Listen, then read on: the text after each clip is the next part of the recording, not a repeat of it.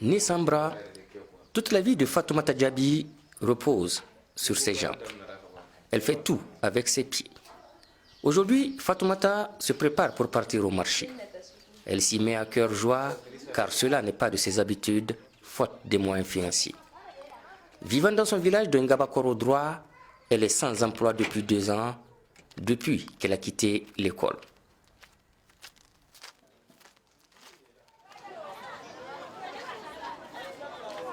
Cette ambiance, que Fatoumata aimerait bien retrouver assez souvent, ne dure que le moment d'une course, c'est-à-dire juste le temps de marchander les prix de condiments et d'obtenir le nécessaire. En cet endroit, Fatoumata ne suscite plus la curiosité.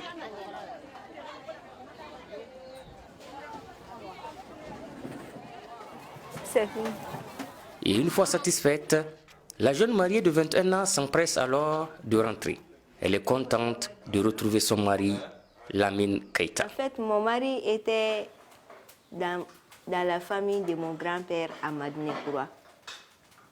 Bon, souvent, c'est le grand frère, le petit frère de mon grand-père à Sokonunko, le père de ma mère.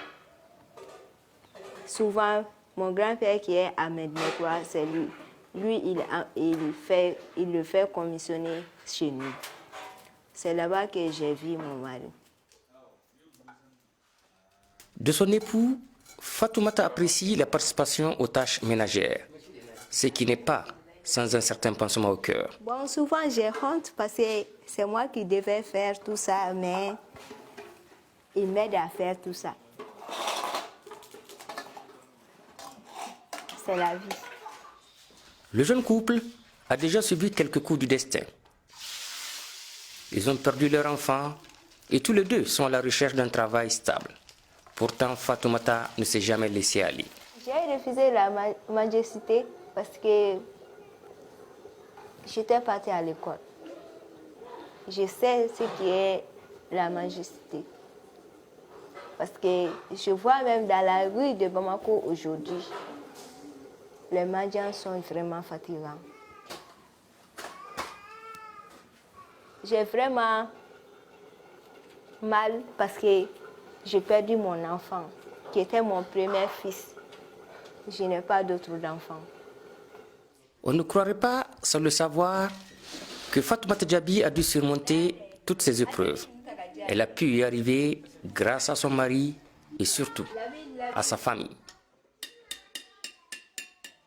Et mes parents adoptifs, mon oncle, le grand frère de ma mère, Mamadou Sila et ses frères, c'est eux qui m'ont aidé dans ces chocs, dans ces accidents. Sinon, j'allais mourir. Tout son savoir-faire, elle le doit à l'école où elle a été acceptée grâce à sa famille d'adoption. À cause de son physique, il lui a fallu passer par un apprentissage approprié de 6 ans pour maîtriser l'usage de ses pieds.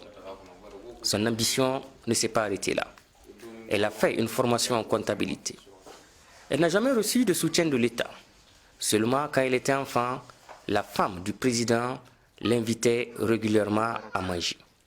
Cette attention passée, il ne lui reste que les souvenirs lointains. Maintenant, à elle de se construire une vie avec son mari. Nous vivons ensemble. Je n'ai pas honte, moi. Je la considère comme une femme normale. Il n'y a aucun problème entre nous et j'ai aucun complexe de ce côté. Je considère ma femme comme n'importe quelle épouse normale.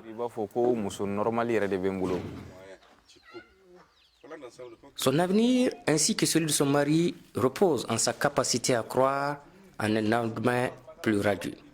Chez Fatoumata Diaby, rien de son comportement ne renvoie au découragement.